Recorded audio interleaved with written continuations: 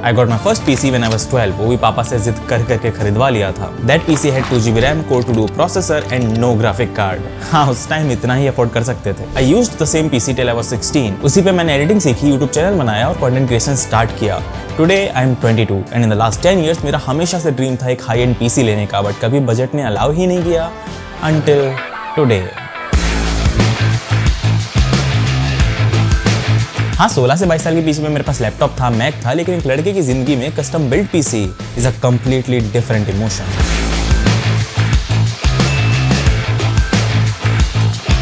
तो पीसी के सारे स्पेसिफिकेशंस और अपग्रेडेड सेटअप टूर तो इस वीडियो में आएगा ही, बट उससे पहले थोड़ी जर्नी देखनी तो बनती है।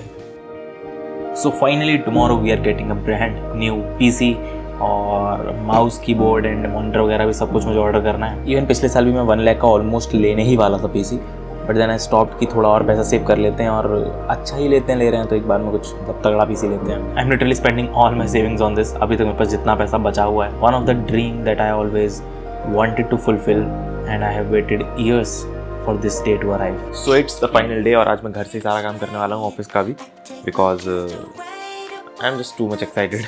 तो मैं ऑफिस तो नहीं जा रहा। तो मैंने अपने ऑफिस का काम शाम तक खत्म किया and then directly went to get a PC. And in midway, we got lost. PC लेने आए थे भाई, सब्जी मंडी पहुंच गए हैं।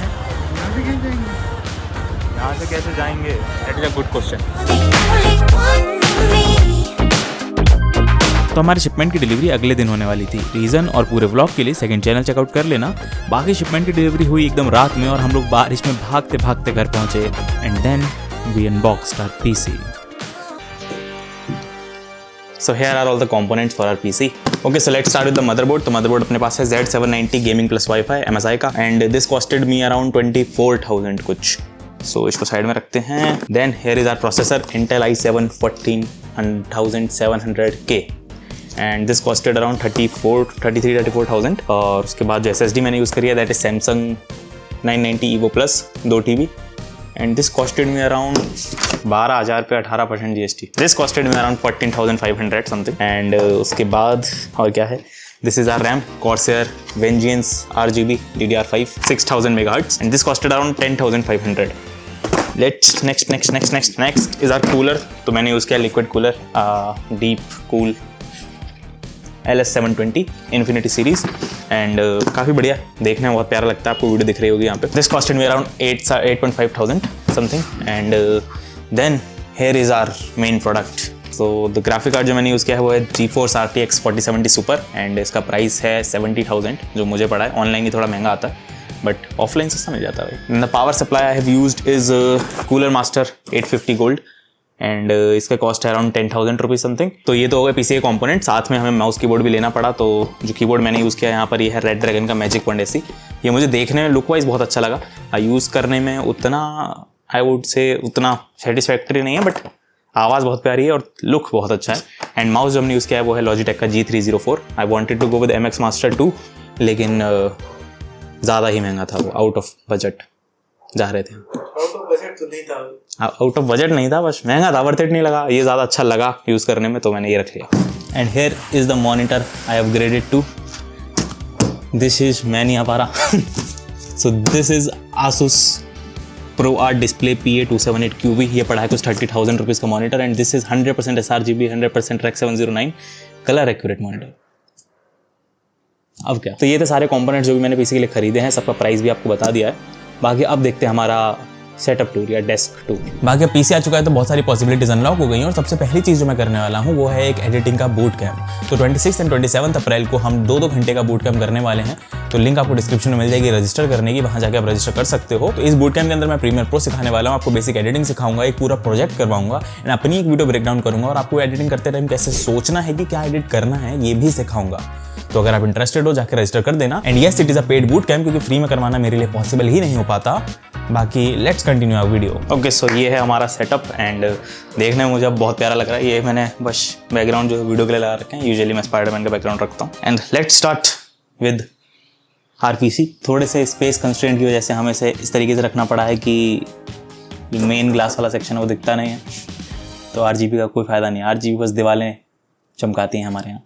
इसी के ऊपर मैंने थोड़ा सा टेबल रख के PS5 रख दिया है, तो PS5 भी अपने यहीं पे यहाँ से चालू करो, खेलो बिंदास जब मन करे, टाइम हो तो। हेयर वी हैव ये जो पुराना मॉनिटर मेरे पास था, इसका तो मुझे मॉडल नंबर याद नहीं है, बट लिख के आ रहा होगा आप नीचे कहीं पे।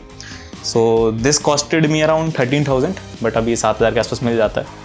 और ये है Asus ProArt मॉनिटर जो अभी लिया है, 27 इंच 2K मॉनिटर, एंड बढ़िया मॉनिटर है भाई, मज़ा आता है। ये मैकबुक अपना पुराना जो डिस्कार्ड हो चुका है, बेचारा 4 दिन से खुला भी नहीं है तो ये बस मैं जब ट्रैवल वगैरह करूँगा तभी यूज़ होगा मोस्ट प्रोबेबली, एंड बाकी तो पीसी में सब काम हो ही जाता है। तो ये अपना कीबोर्ड, बढ़िया RGB पर की RGB मस्त भाई, बहुत सारे मोड्स हैं इसमें, तो it's very fun to play around with. And this is the mouse which I was talking about, अपना Logitech G304, तो ये काफ़ी बढ़िया माउस भाई। एंड वाइट कलर, पूरा सेटअप अभी ब्लैक एंड वाइट हो चुका है, तो उसका थोड़ा दिक्कत है, थोड़े कलर सेट करने की जरूरत तो है ज़िंदगी में। अभी तो बहुत प्यारा दिखता है मेरे को पर्सनली, पैसा लगा मैंने। तो जो माउस है वो मैंने वायरलेस लिया है, because of course mouse move करता रहता है, तो wireless is very much needed. But keyboard मैंने वायर्ड ले लिया है 2 रीजन्स की वजह से। पहले तो कीबोर्ड मूव नहीं करता, एंड सेकंड रीज़न महंगे आ रहे थे वायरलेस बहुत ज़्यादा। बाकी जो पीछे आप देख रहे होगे तो वायर मैनेजमेंट काफ़ी अच्छी है, हालांकि सामान भरा हुआ है क्योंकि जगह हमारे पास कम है, बट वायर मैनेजमेंट बहुत अच्छी करी है। यहाँ से जितने भी वायर्स हैं सब इन दोनों मॉनिटर के पीछे से जाते हैं। यहाँ देखा भाई, इधर दिखेंगे, यहाँ पर अगर आपको दिख रहा हो तो सारे वायर्स यहाँ से जाके अपने नीचे जाते हैं, और यहाँ पे हल्का सा गैप हमने छोड़ रखा है, तो उस गैप से सारे वायर्स नीचे जाके यहाँ है भाई जो भी है। इधर भी वायर मैनेजमेंट अच्छी है, काफ़ी कम वायर्स दिख रहे हैं।